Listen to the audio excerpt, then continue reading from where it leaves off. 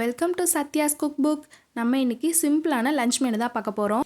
அதுக்கு ஃபஸ்ட்டு துவரம்பருப்பு வாஷ் பண்ணிட்டு வந்துடலாம். ரசம் வைக்க போகிறோம், பருப்பு ரசம். வாஷ் பண்ணிவிட்டு வந்தாச்சு. இப்போ பருப்பு வேகிற அளவுக்கு தண்ணி ஊற்றிட்டு மஞ்சத்தூள் கொஞ்சம் போட்டுக்கலாம். இப்போ மூடி விசில் வச்சிடலாம்.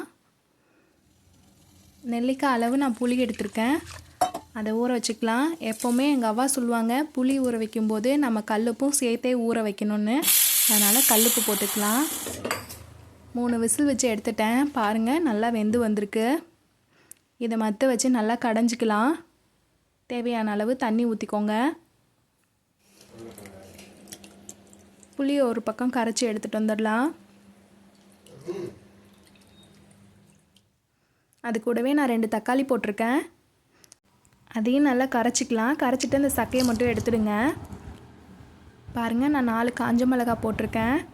அது கூடவே 1/2 ஸ்பூன் சீரகம், 3/4 ஸ்பூன் மிளகு போட்டிருக்கேன். அது ரெண்டையும் தட்டி எடுத்துகிட்டு வந்துடலாம்.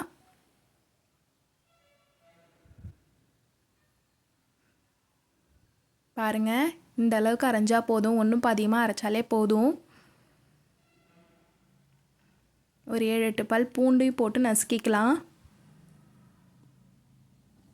கடாயை வச்சுக்கலாம். ரசத்துக்கு தானே, அதனால் கொஞ்சமாக எண்ணெய் ஊற்றிக்கலாம். கடுகு போட்டுக்கிறேன். தட்டி வச்சுருக்க பூண்டையும் போட்டுக்கலாம். இப்போது அதை அரைச்சி வச்சுருக்க மிளகு, சீரகம், காஞ்ச மிளகாய் அந்த பவுடரையும் இதுள்ளே போட்டுக்கிறேன்.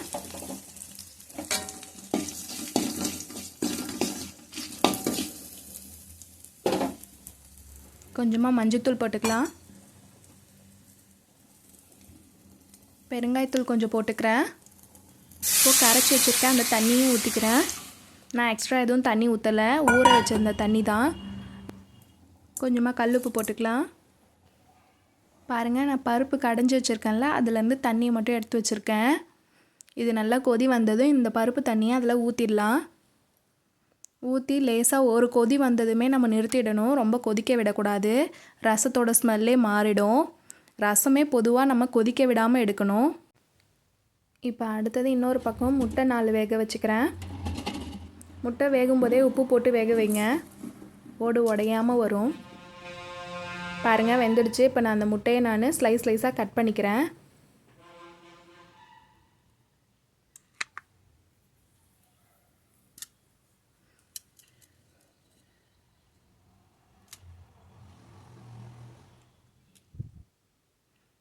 கடாயை வச்சுக்கலாம். எண்ணெய் ஊற்றி கொஞ்சம் கடுகு போட்டுக்கலாம். தட்டி வச்சுருக்க பூண்டு கொஞ்சம் போட்டுக்கிறேன். கருவேப்பிலை கொஞ்சம் போட்டுக்கிறேன். நல்லா வணங்க விட்டு கொஞ்சமாக மஞ்சத்தூள் போட்டுக்கலாம்.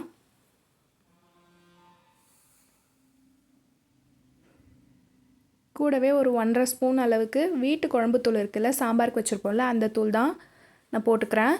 ஸ்டவ் லோ ஃப்ளேம்லேயே வச்சு பண்ணுங்கள், ஏன்னா ஹை ஃப்ளேமில் வச்சோம்னா மிளகாத்தூள் கருகி போயிடும். கொஞ்சம் உப்பு தேவையான அளவு போட்டுக்கிறேன். இப்போ வேக வச்ச முட்டையை அதிலே போட்டு நம்ம கலரிக்கலாம்.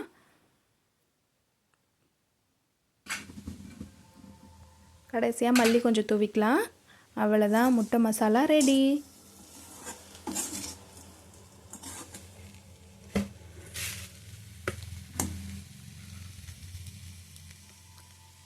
சிம்பிளான லஞ்ச் தான், ட்ரை பண்ணி பாருங்கள்.